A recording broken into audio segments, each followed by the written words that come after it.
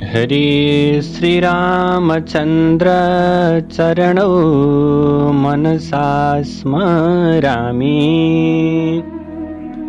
श्रीरामचन्द्र चरणौ वचसा गृह्णामि। श्रीरामचन्द्र चरणौ शिरसा नमामि। श्रीरामचन्द्र चरणौ शरणं प्रपद्ये। समादरणीय भक्तवृन्द, हार्दिक नमन। विवाह पञ्चमीको यो पावन अवसरमा यहाँहरू सम्पूर्णलाई हामी हार्दिक मङ्गलमय शुभकामना व्यक्त गर्दछौँ।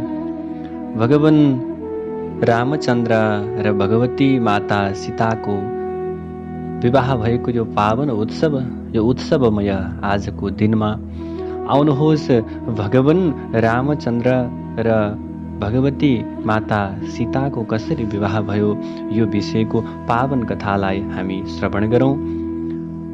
कथालाई श्रवण गर्नुभन्दा पहिले आउनुहोस् मङ्गलाचरण गरौँ। तत्पश्चात हामी कथाका प्रसङ्गहरूलाई अगाडि बढाउनेछौँ। हरि माता रामो मत्पिता रामचन्द्रः, स्वामी रामो मत्सखा रामचन्द्रः, सर्वस्वं मे रामचन्द्रो दयालुर्, नान्यं जाने नैव जाने न जाने। राम रामेति रामेति रमे रामे मनोरमे, सहस्रनाम तत्तुल्यं राम नाम वरानने। आपदामपहर्तारं दातारं सर्वसम्पदां, लोकाभिरामं श्रीरामं भूयो भूयो नमाम्यहम्।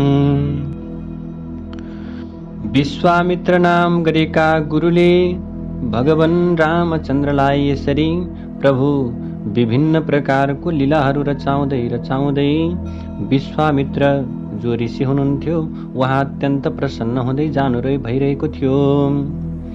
एक दिनको समय प्रभु अब सम्पूर्ण प्रकारका ऋषि मुनिहरूले अब के गर्नुभयो त भने अब निश्चित गर्नुभयो कि आज महाराज जनकको यज्ञ हेर्न जाने भन्ने कुराको निश्चय भयो।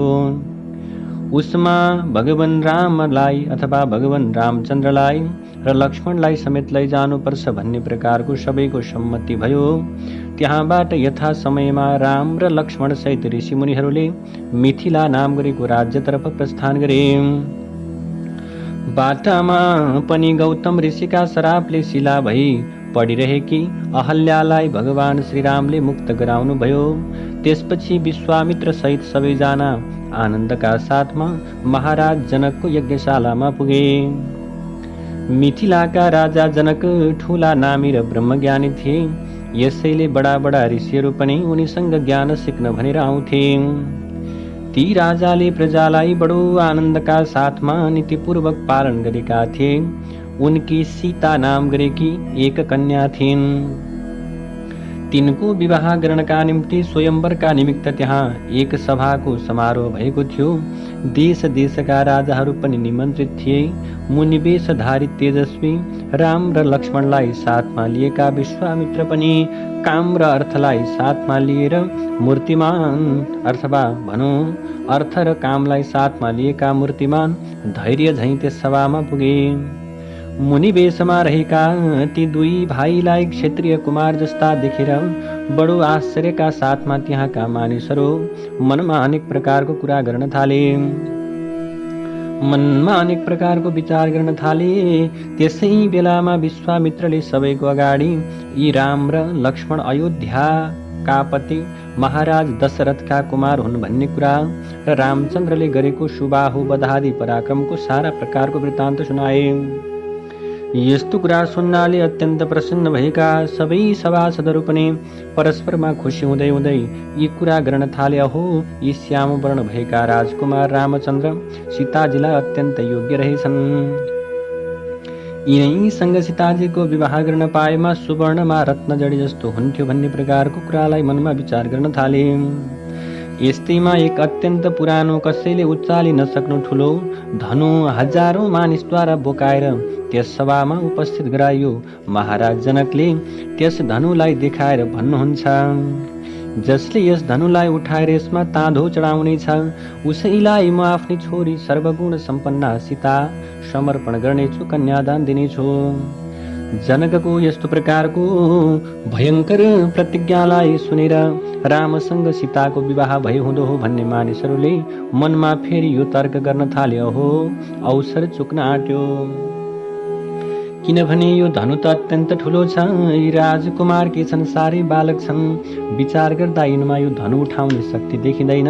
सो धनु नउठाई सीताजीसँग यिनको विवाह हुन असम्भव भयो। अहो, यस्ता योग्य वरसँग सीताजीको सम्बन्ध हुने भएन। यस्तो तर्क वितर्क गर्ने ती मानिसहरूलाई रामचन्द्रका पुरुषार्थको केही पनि ज्ञान थिएन। यसैले तिनीहरूलाई त्यस विषयमा खेद पर्न लाग्यो। यस्तैमा उहाँ आएका अनेक राजकुमारहरू यथाशक्ति त्यो धनु उठाउनमा उद्धत भए। सबैले धनु उठाउनका निम्ति अत्यन्त प्रयत्न गरे, तर कसैको पनि केही चलेन। कसैले अलिकति पनि धनुलाई डगमगाउन सकेनन्। सारा प्रयत्न निष्फल भएका ती राजा र राजकुमारहरू लज्जित भएर आफ्ना आफ्ना आसनमा आएर बसे। यसरी हतोत्साह भएका सारा राजा र राजकुमारहरूलाई देखेर महाराज जनक अत्यन्त दुखित भएर सभाको बीचमा भन्न लागे, बडो खेदका साथमा आज मलाई ज्ञान भयो कि दुनियाँमा कोही पनि वीर पुरुष रहन्छ। मैले नबुझिकन यस्तो उग्र प्रकारको प्रतिज्ञा गरेछु। यसले अहिले मलाई ठुलो सन्ताप पर्न आयो। कसैको प्रारब्धमा सीताजीसँगको विवाह लेखेको रहेनछ।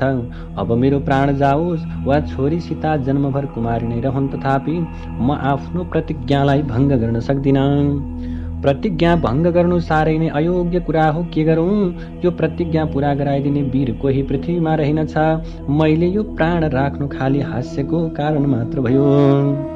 राजा जनकले यसरी खेद प्रकाश गरेको सुनेर लक्ष्मणको मुख एकदमै लाल भयो, रातो भयो। उनी क्रोधले थरथर काँपेर उठ्दै भन्न लागे, महाराज, के यहाँ सूर्यवंशी राजकुमारहरू हजुरले आएको देख्नु भएन र? यो धनु त कत्रो कुरा हो र? त्यो सानो कुरामा सारा क्षत्रियलाई उच्च नीच भन्नु ठिक पर्दैन। दाजैज्यूका कुराहरू परै रहन्। म पनि यस जीर्ण धनुलाई अहिले टुक्रा टुक्रा गरेर फ्याँक्दिन सक्दछु।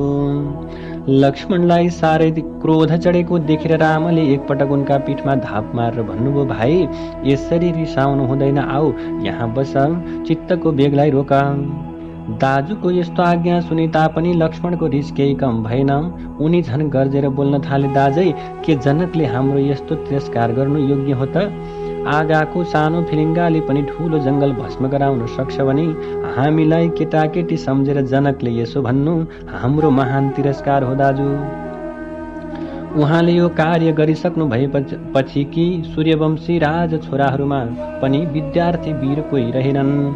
यो कत्रो लज्जाको कुरा हो। यस्तो अवहेलना कसले सहन गर्न सक्ला र? यति भनेर अत्यन्त रिसले ज्वाजल्यमान भएका लक्ष्मण यताउति हेर्दै रामका नजिकमा गएर घुम्न लागे। यही अवसरमा विश्वामित्रले अघि सरेर रामसँग भन्नुभयो, बाबु राम, यस बेला महाराज जनकलाई ठुलो ताप परेको छ। यो सन्ताप छुटाउने मौका यही हो। लौ, तिमीले प्रयत्न गर। तिमीले देखाएको पुरुषार्थ नै प्रशंसनीय हुनेछ। ऋषिको आज्ञा सुन्न साथ रामचन्द्र धनु उठाउने तजबिज गर्नुभयो। त्यति साना रामचन्द्रको त्यस्तो साहस देखेर त्यहाँ बसेका सबैलाई ठुलो आश्चर्य भयो। यस्तैमा सीताजी पनि सखीहरूका साथमा वरमाला लिएर त्यहाँ आउनुभयो।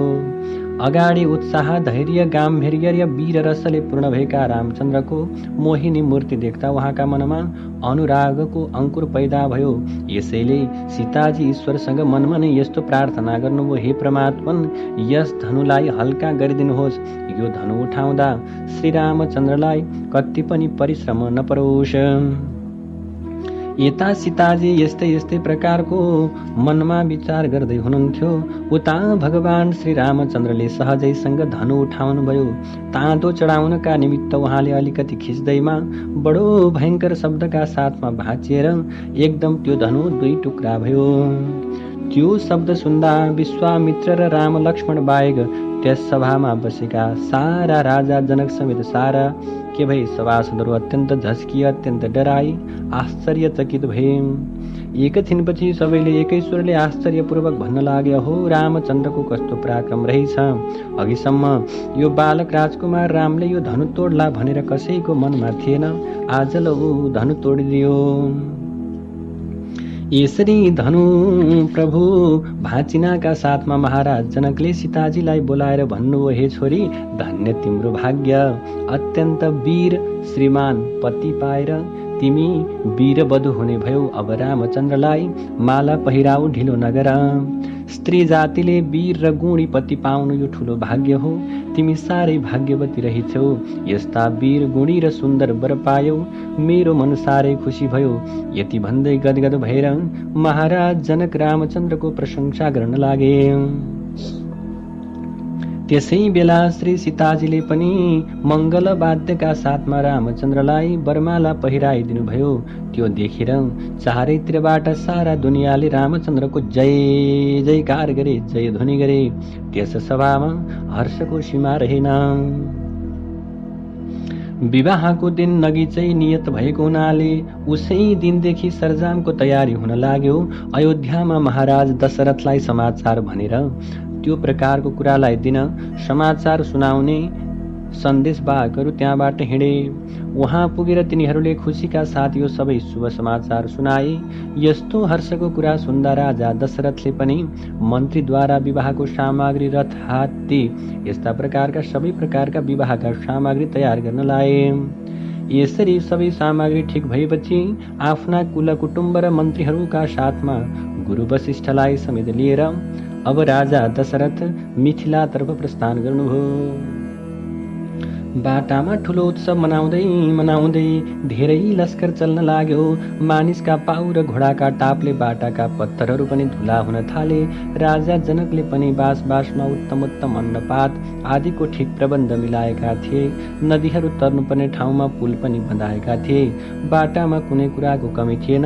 यस्तो सबै प्रकारबाट आफ्नो पुरा सत्कार गरेको देखेर महाराज दशरथलाई पनि अत्यन्त हर्ष भयो। चारै दिनका दिन सारा फौज समेतलाई लिएर राजा दशरथ के गर्नुभयो, मिथिला नाम गरेको नगरमा पुग्नुभयो। राजा जनककी अर्की छोरी उर्मिला अनि उनका भाइ कुशध्वजकी माण्डवी र श्रुतकृति भन्ने 2 छोरी गरेर सीताजी समेत जम्मा 4 कन्या थिए। दशरथ महाराजका पनि राम, भरत, लक्ष्मण र शत्रुघ्न यी 4 कुमार थिए। यिनै 4 भाइको सीता, उर्मिला, माण्डवी र श्रुतकृति 4 कन्यासँगको यथाक्रमले विधिपूर्वक विवाह भयो। त्यसै विवाहद्वारा अनेक उत्सवका साथमा परस्परमा उचित सम्बन्ध हुनाले दुवै पक्षका राजाका मनमा ठुलो आनन्द भयो। वैदिक विधिद्वारा कन्यादान आदि कर्म सकिएपछि केही दिनपछि महाराज जनकले हात्ती, घोडा, रथ, वस्त्र, आभूषण आदि असंख्य दाइजो दिएर कुलाचार अनुसार छोरीहरूको विदाई गरे। महाराज दशरथ आदि कुटुम्बहरूलाई पनि विनयपूर्वक अनेक शिष्टाचारले सन्तुष्ट गराएर अयोध्यातर्फ पठाउने प्रबन्ध गरे। उनका यथोचित सम्मानबाट प्रसन्न भएका राजा पनि 4 छोरा 4 बुहारीलाई लिएर सबै सैन्यका साथमा ठुलो उत्सव मनाउँदै अयोध्यातिर लाग्नुभयो। रामाय रामभद्राय रामचन्द्राय वेधसे रघुनाथाय नाथाय सीतायाः पतये नमः।